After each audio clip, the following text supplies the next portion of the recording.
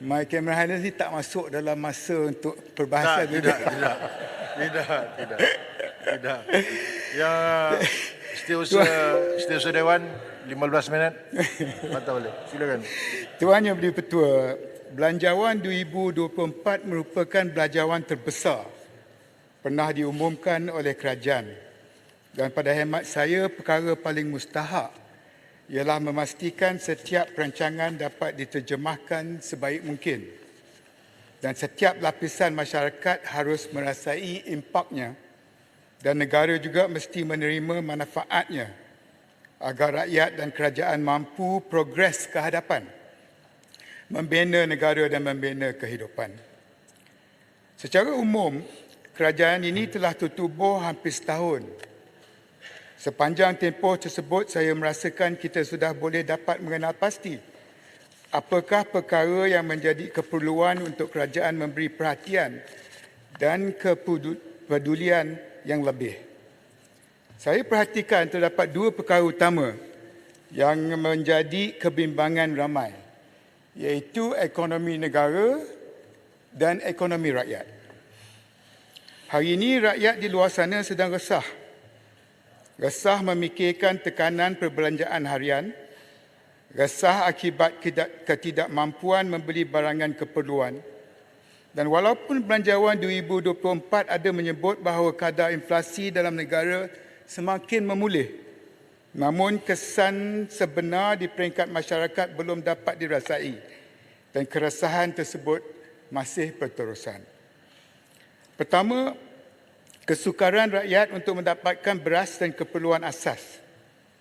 Ini adalah perkara yang paling utama kepada kehidupan rakyat. Ada saya terbaca sampai 3 hari terputus bekalan beras. Ada pemborong yang menyorok beras. Hendak beli beras tempatan sentiasa habis stok. Terpaksalah beli beras import yang harganya jauh lebih mahal dan makin meningkat. Belum lagi ambil kira keluh kesah rakyat tentang kenaikan harga barangan keperluan asas yang lain, terutamanya ayam dan telur. Saya ada baca keluhan pengguna tentang harga ayam yang mencecah harga siling. Ada 940, ada 10.50, ada sampai RM11 pun. Dan kenaikan harga ini bermula sebelum pengumuman untuk mengapungkan harga ayam dan telur. Dan jika sudah diapung nanti, entah berapa pula harganya. Bekalan makanan asas seperti beras, telur dan ayam ini adalah permasalahan mikro yang melanda rakyat. Ini terkait hal kedua, iaitu persepsi tentang harga barang naik tetapi gaji masih ditakuk lama. Saya sambut baik pengumuman yang amat berhormat Perdana Menteri untuk melaksanakan penstrukturan semula gaji dan pemberian insentif tunai kepada pejabat awam. Namun, ia juga harus terlaksana bagi pekerja swasta serta peniaga kecil dan sederhana. Barulah kesan menyeluruh dapat diperlihatkan pada hemat saya. Belum selesai belenggu berkait ekonomi rakyat, ini membawa kepada perkara ketiga, iaitu cabaran besar bagi ekonomi negara pula. Saya mengikuti rapat ucapan Belanjawan 2024 yang telah menyatakan bahawa pertumbuhan kadar dalam negara kasar menurun daripada 5.6% pada suku pertama 2023 kepada 2.9% pada suku kedua. Kerajaan dan agensi bertanggungjawab tidak boleh ambil mudah. Apatah lagi kedudukan mata wang negara berada di tahap yang mencemaskan. Nilai ringgit telah jatuh ke paras terendah sejak 25 tahun lalu. Prestasi Bursa Malaysia. Bursa Malaysia juga masih belum memulih ke tahap pra 2018. Yang di-Pertua, kombinasi 3 faktor ini, pertumbuhan KDNK yang menurun, nilai ringgit yang merudum dan prestasi bursa yang lemah, ini semua perlu dilihat secara serius dan menyeluruh. Jika tidak, ia akan terus menambah tekanan kepada prestasi ekonomi negara dan kepada rakyat. Keempat, di sebalik semua yang dinyatakan, saya fikir kerajaan perlu mengakui dan segera memberi pencerahan kepada rakyat berkenaan perancangan menaikkan cukai jualan dan perkhidmatan SST kepada 8%. Biarpun telah diumumkan bahawa ia tidak melibatkan makanan dan telekomunikasi, namun rakyat di luar sana masih bertanya-tanya bagaimana kenaikan ini akan beri kesan kepada mereka. Tuan Yang Di-Pertua, demikianlah 4 perkara utama yang menjadi kegusaran ramai pihak. Namun kesemua hal yang dibangkitkan ini tidak mungkin dapat diselesaikan secara sendirian oleh Yang Amat Berhormat Perdana Menteri. Yang saya mendengar dan mengikuti pengumuman dan perancangan, tetapi saya merasakan tidak ada sense of urgency dan fokus daripada menteri-menteri yang bertanggungjawab. Sebagai contoh, beratus bilion berkaitan pelaburan langsung asing, foreign direct investment, telah diumumkan. Pelbagai MOU telah ditandatangani, pelbagai negara telah terlibat dan pelbagai sektor telah dikenal pasti. Namun apakah tindakan susulan yang telah dilakukan? Tindakan menteri-menteri tidak mencukupi jika hanya bersandarkan kenyataan melalui sidang media atau media sosial. Tindakan mesti diperlihatkan dan rakyat mesti merasai hasil tindakan tersebut. Dengan izin, action must not only be taken but must also be seen and felt to be taken. Saya secara peribadi pun merasakan sukar untuk mengenal pasti apa dia key take away yang utama daripada belanjawan yang dibentangkan. Menteri-menteri pun kelihatan tak minat dan mereka daripada kehadiran di dalam Dewan ini pun tidak memberikan jaminan, seolah-olah tidak peduli untuk mendengar perbahasan bajet. Mana ada? Saya dengar menteri sebab saya You menteri apa? kerja raya dekat sana.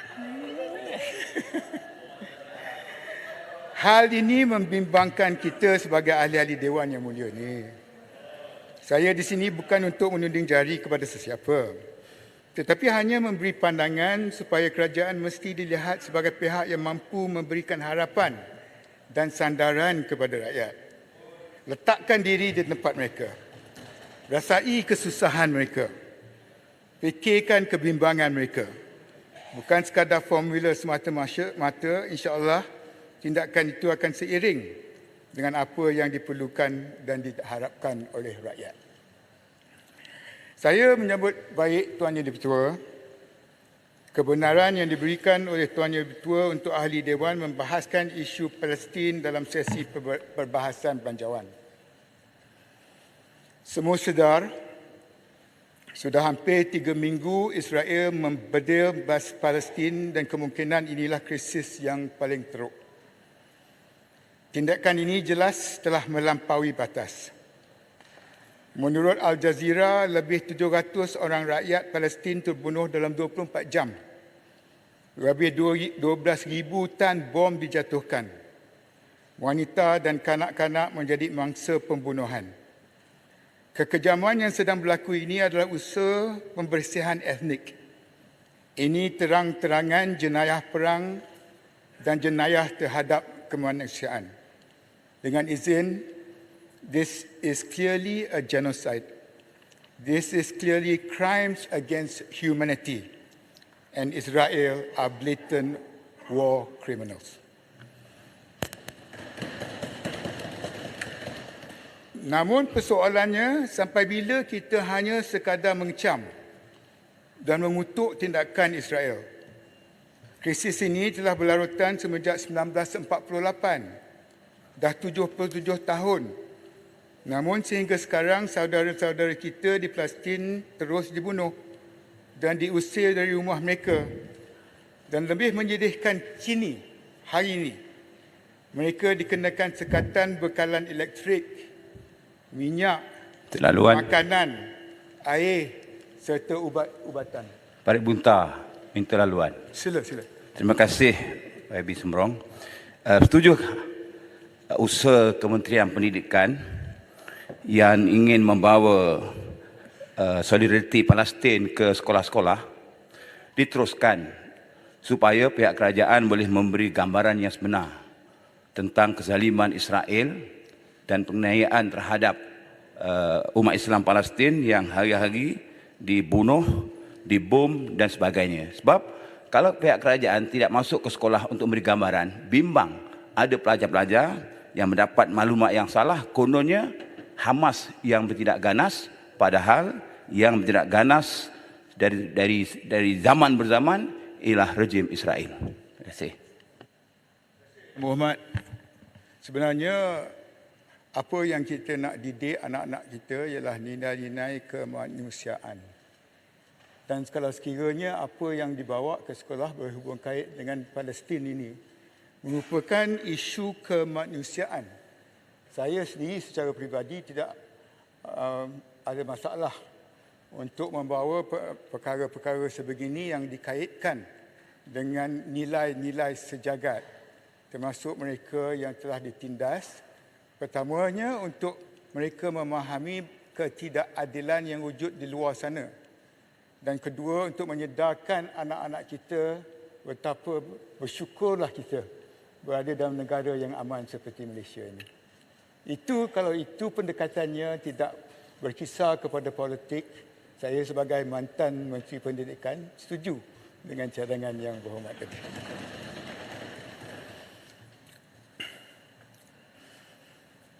Saya berpandangan dalam krisis seperti inilah hubungan Malaysia dengan negara luar yang sependapat menjadi penting.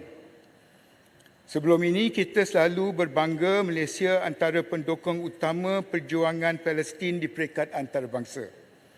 Hal ini tidak boleh terhenti dan suara Malaysia mesti terus kekal didengari. Saya gembira apabila Yang Amat Berhormat Perdana Menteri dan delegasi buat perjumpaan bersama Pertubuhan Kerjasama Islam OIC, Majlis Kerjasama Negara-Negara Arab Teluk GCC, Persatuan Negara-Negara ASEAN Tenggara ASEAN di Arab Saudi, perjumpaan di Turki dan Mesir baru ini. Ini merupakan satu usaha yang baik, tapi kita juga harus memikirkan dan mengusahakan langkah seterusnya. Malaysia tidak boleh hanya sekadar memberikan rungutan kepada kerjasama antarabangsa yang disifatkan tidak berkesan. Malaysia harus ambil pendekatan berbeza, meneroka inisiatif baru di luar kotak untuk terus mendukung perjuangan Palestin di peringkat yang lebih tinggi. Sebagai contoh, Malaysia melalui platform ASEAN boleh mengambil tindakan yang lebih berani dan proaktif. Malaysia adalah antara 3 negara utama Islam bersama Indonesia dan Brunei dalam kesatuan ASEAN yang mempunyai kekuatan hubungan serumpun dan juga mewakili 250 juta umat Islam, dan ini boleh dimanfaatkan sebaiknya, dan jumlah yang besar itu merupakan reputasi yang besar dan signifikan. Sedikit Yang Berhormat Sembrong. Masa terhad. Sikit je Sembrong, kawan. Yang Berhormat Sembrong adalah ahli parlimen yang cukup berpengalaman dan banyak berjasa kepada negara dalam pelbagai kementerian sebelum ini. Yang Amat Berhormat Perdana Menteri ada mengingatkan kita mengenai risiko dan tindak balas daripada beberapa negara barat berhubung kelantangan Malaysia. Yang Berhormat Sembrong boleh berkongsi dengan kita apakah risiko yang akan dihadapi oleh negara kita akibat daripada kelantangan kita. Namanya saya tak tahu apa risiko yang dimaksudkan. Kerana saya tengok ramai juga negara-negara Islam yang telah pun membuat pendirian yang agak tegas. Dan kalau itu merupakan sesuatu SOP bagi negara-negara barat, negara-negara lain itu pun akan berdepan dengan risiko. Kita berdiri di atas kebenaran dan kita berani kerana benar. Dan kalau itu merupakan pendirian kita, tak perlu takut kepada sesiapa.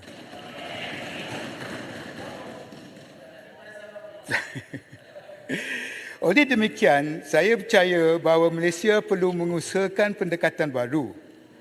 Di samping meneruskan usaha sedia ada, Malaysia harus bersama dengan semua negara yang sependapat kemudian menyatakan dengan jelas apa tuntutan yang diperlukan. Tak lama lagi. Tanya itu. Pertamanya, kita mahu gencatan senjata segera agar krisis ini tidak berlarutan sehingga menjadi perang besar dan memberi kesan melangkaui Israel dan Palestin. Kedua, kita mahukan a permanent humanitarian corridor. Koridor kemanusiaan kekal tanpa sebarang halangan harus diwujudkan. Kenapa? Kerana di Palestin ketika ini sistem kesihatan telah runtuh. Rakyat terutamanya wanita dan kanak-kanak sedang nazak. Lebih 150 bayi di dalam inkubator hanya menunggu masa untuk meninggal dunia kerana tidak ada bekalan elektrik. Adakah ini tidak cukup untuk membuatkan kita bergerak? Sebagai bekas Menteri Luar dan Pertahanan, saya tahu hubungan kita dengan negara-negara ini sangat baik. Kita telah membuktikan sebelum ini antaranya melalui kerjasama 3 hala bagi keselamatan di Lautan Sulu, Malaysia, Filipina dan Indonesia. Malah dengan pimpinan di Timur Tengah, Arab Saudi dan UAE, kita juga telah melakukan banyak usaha sama antaranya penubuhan Hospital Medan di Cox's Bazar demi pelarian Rohingya. Inilah cerminan bahawa jalur gemilang berupaya berkibar megah. Sejarah inilah bukti bahawa kita sentiasa berada di pihak yang benar. Ini adalah tentang kemanusiaan, Tuan Yang Ketua. Kita mesti melakukan semua ini demi menyelamatkan rakyat Palestin. Esok saya difahamkan 50 tan barangan keperluan dari Malaysia akan dihantar melalui Mesir. Ini baik, tetapi apa lagi usaha diplomasi Kementerian Luar bersama rakan-rakan sejawat untuk memastikan pembukaan pintu sempadan Rafah Gaza secara penuh. Menurut Jawatan Kuasa Bulan Sabit Merah Antarabangsa, hanya 20 trak dibenarkan minggu lepas, hanya 17 trak beberapa hari yang lepas. Amat jelas ini jauh tidak mencukupi. Kita sepatutnya boleh mula berbincang dengan negara sempadan, Menteri Luar dengan rakan-rakan sejawat di Jordan, Lubnan dan Mesir untuk memastikan ada inisiatif kekal untuk mengibarkan jalur gemilang. Adanya wakil kita di lapangan untuk dunia melihat. Adanya bukti yang Malaysia sedang mengetuai usaha demi rakyat Palestin. Dan dalam hal ini, semua pihak mesti memainkan peranan. Akhir sekali, mungkin ramai tidak sedar krisis ini berpotensi untuk merebak ke seluruh rantau dan dunia. Sedang kita berbahas ini, tentera dan kapal perang Amerika Syarikat telah bersedia di sana. Kapal-kapal Cina pun turut bersedia di rantau berkenaan. Barisan perang baru dibuka di utara dengan Hezbollah. Serangan telah dilakukan di Syria. Peluru berpandu dari pihak Houthi. IDF pula semakin agresif di tebing barat. Sekarang mula kedengaran ancaman serangan darat ke atas Gaza. Ini disifatkan keterlaluan dan berlebihan. Sempadan bakal bertukar dan seluruh rantau bakal berperang. Pencerobohan darat ke atas Gaza hanya akan mencetuskan perang serantau. Kita tidak boleh ambil mudah hal ini kerana ia juga mampu memberi kesan yang buruk kepada rantau kita. Apa rasionalnya? Apabila orang ramai dipengaruhi naratif tidak adil dan berat sebelah dari pihak yang tidak bertanggungjawab, akan ada yang cuba mengambil kesempatan di dalam krisis ini. Jangan kita lupa rantau kita juga terdedah kepada risiko ini. Memang terdapat sel-sel pengganas di selatan Filipina, selatan Thai, Indonesia, malah kita di Malaysia pun tidak terkecuali. Saya berada di dalam bidang keselamatan sejak sedekad lalu sebagai Menteri Pertahanan dan Menteri Dalam Negeri. Kelengkapan keselamatan serta risikan mesti diperketatkan dan perkembangan ini mesti dipantau secara rapi. Kita perlu a stronger sense of urgency and focus dengan izin. Dengan segera untuk membuat persediaan dan isi sinilah Menteri Dalam Negeri serta Menteri Pertahanan mesti bersedia. Satu-satunya kepentingan saya untuk menyuarakan semua ini ialah keselamatan rakyat. Keselamatan rakyat kita dan negara kita sendiri. Kebimbangan ini bukan hanya sekadar untuk menimbulkan ketakutan semata-mata, tetapi untuk Malaysia lebih bersedia, untuk Malaysia lebih ke hadapan, untuk Malaysia lebih terpimpin dalam menempani cabaran hari ini. Sekian, sebelum mohon menyokong. Terima kasih Yang Berhormat Semrong. Dengan sedemikian, mesyuarat ditangguh ke 2:30 petang.